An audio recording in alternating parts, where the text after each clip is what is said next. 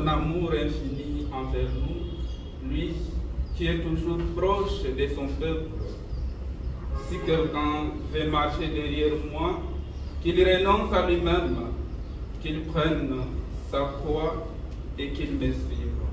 Rendons grâce au Seigneur pour l'intercession d'ordination sacerdotale du confrère Léonel, qui fait aujourd'hui 5 ans de ministère, et moi-même 2 ans.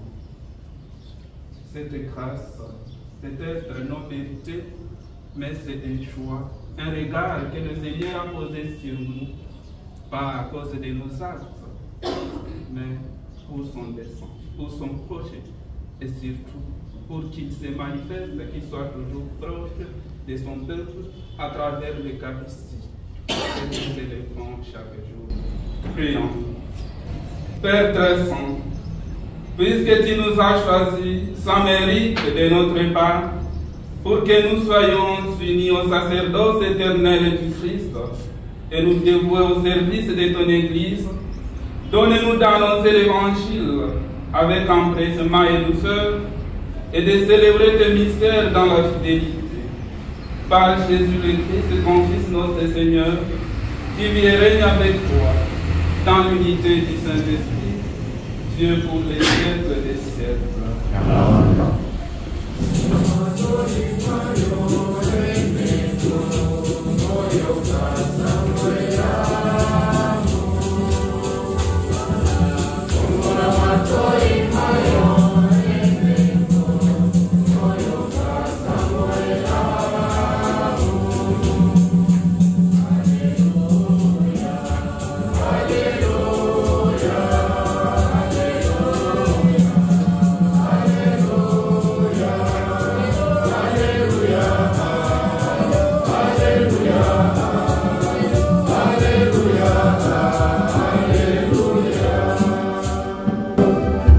Le Seigneur soit avec vous.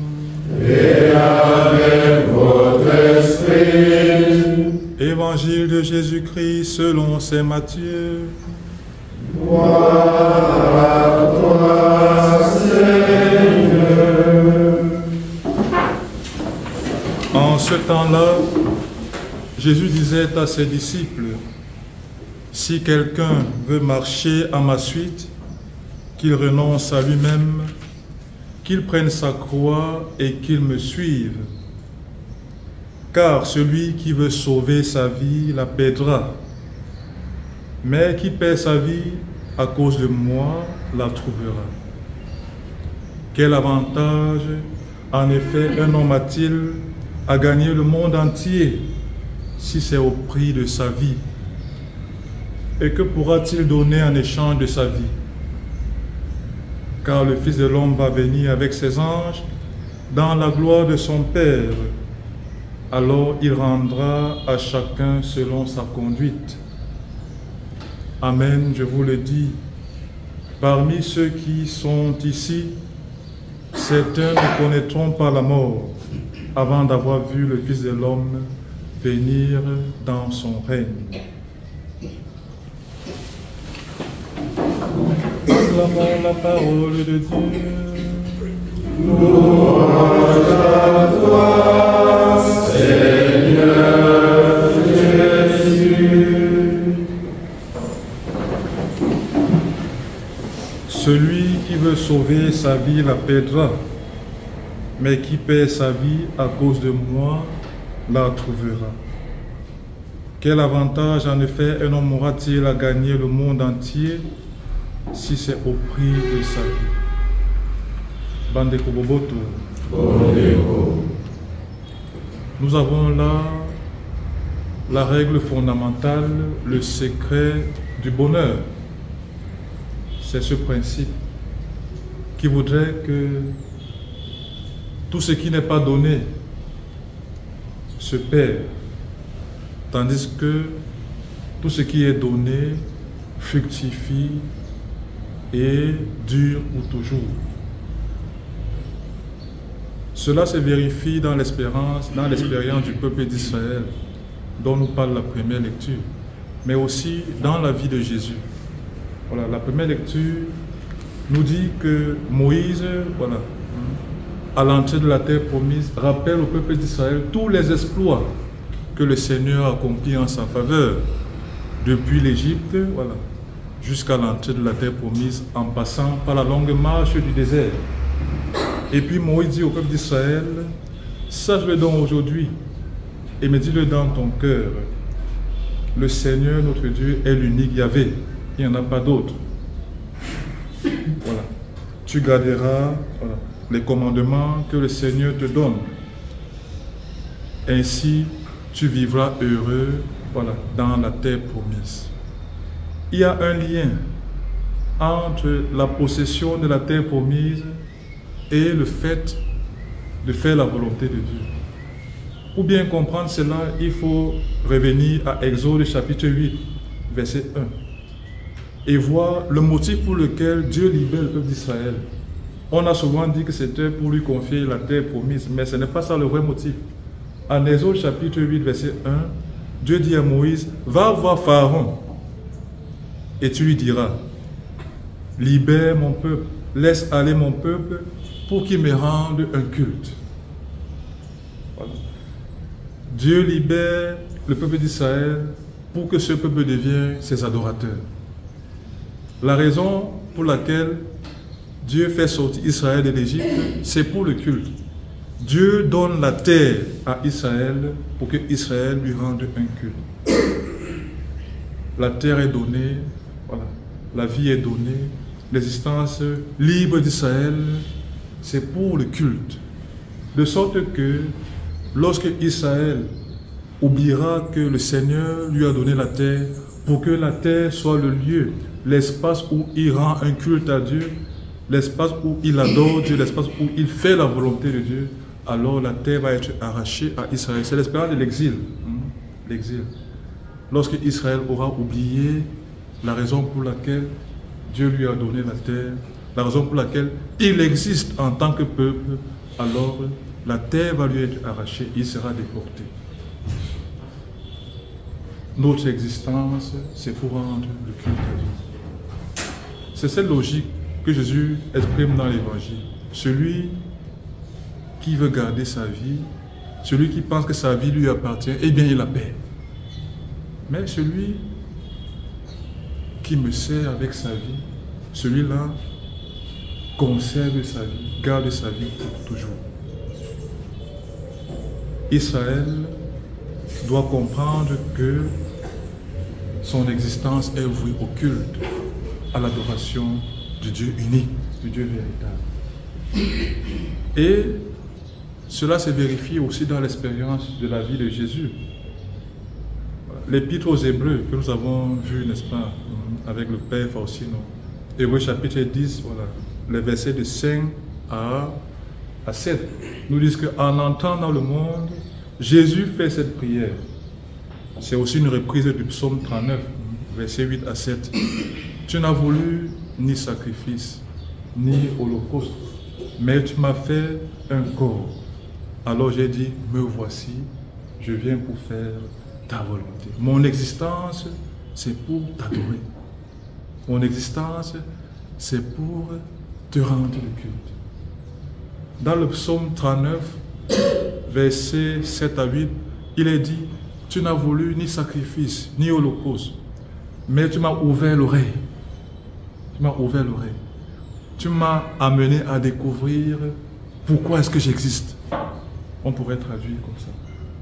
Alors j'ai dit, me voici, je viens pour faire ta volonté. Notre vie, c'est pour le Seigneur. Paul le dira aussi même dans la lettre aux Romains, mais aussi dans beaucoup d'autres passages. Voilà. Si nous vivons pour le Seigneur. Si nous mourrons pour le Seigneur. Ça, c'est la lettre aux Romains, chapitre 14. Dans notre vie, comme dans notre mort, nous appartenons au Seigneur. La logique du don, c'est la logique de la croix. Et cette logique traverse toute l'histoire de l'humanité parce que c'est comme ça que Dieu est. Et c'est comme ça qu'il aimerait que nous soyons. Dieu est Dieu parce qu'il se donne et il se donne continuellement, sans rien garder pour lui. Il nous invite à entrer aussi dans ce culte-là, le fait de se donner, de donner tout ce qu'on a pour le Seigneur. Dans l'Épître aux Romains, chapitre 12, verset 1, Paul dit aux Romains, offrez votre corps, votre personne tout entière, en sacrifice vivant, saint et agréable au Seigneur. C'est là le culte véritable.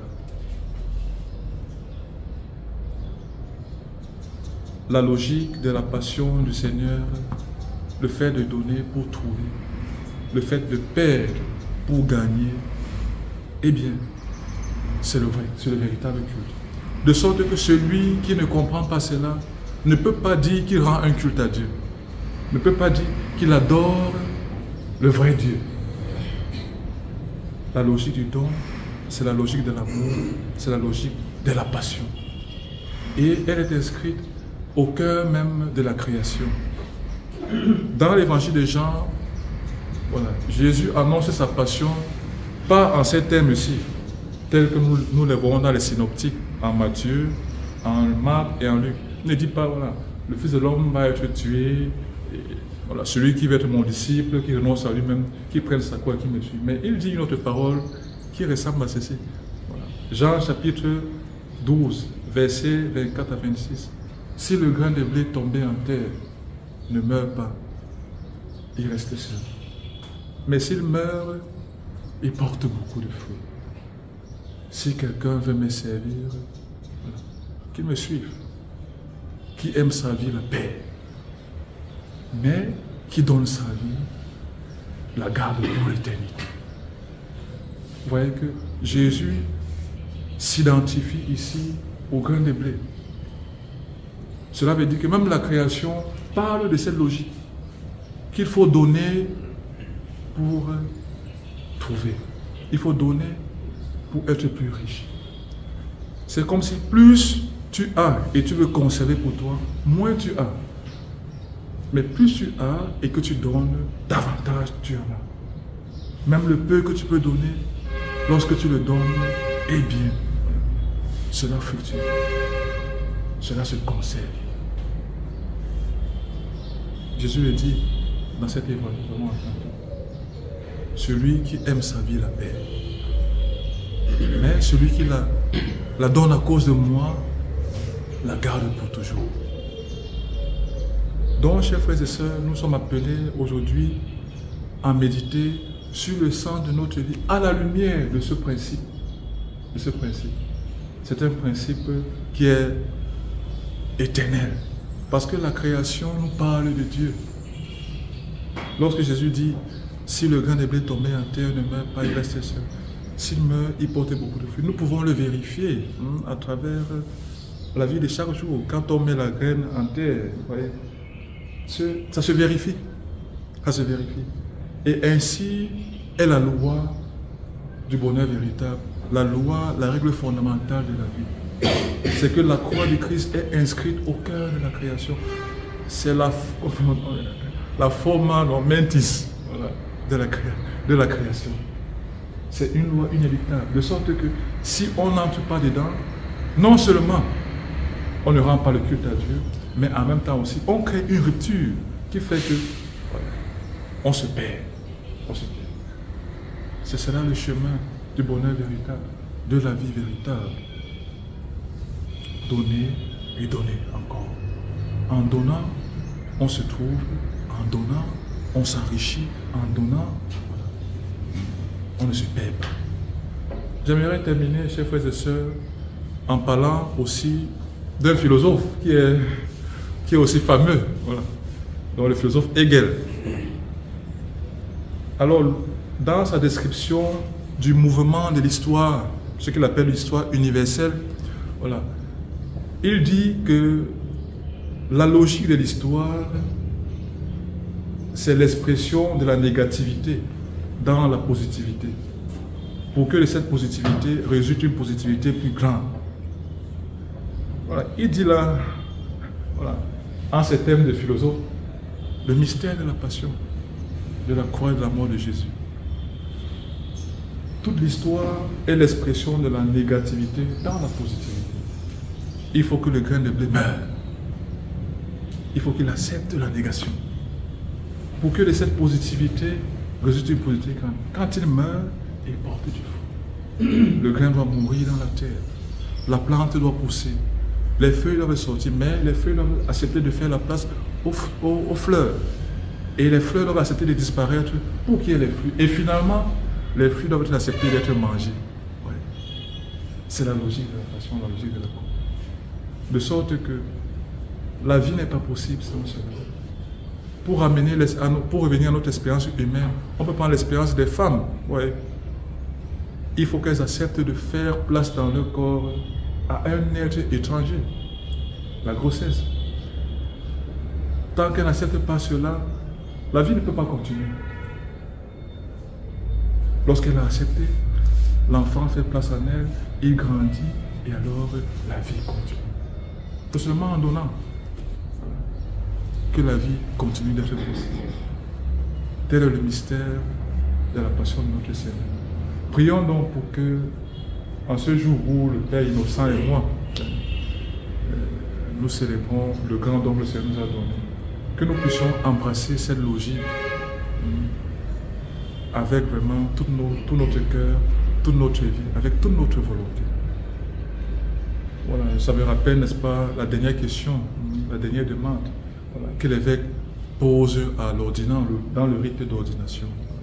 Voulez-vous vous unir toujours plus étroitement au Christ, grand prêtre, en offrant le sacrifice de son corps et de son sang à l'autel? Oui, je le veux avec la grâce de Dieu. Loué soit Jésus-Christ.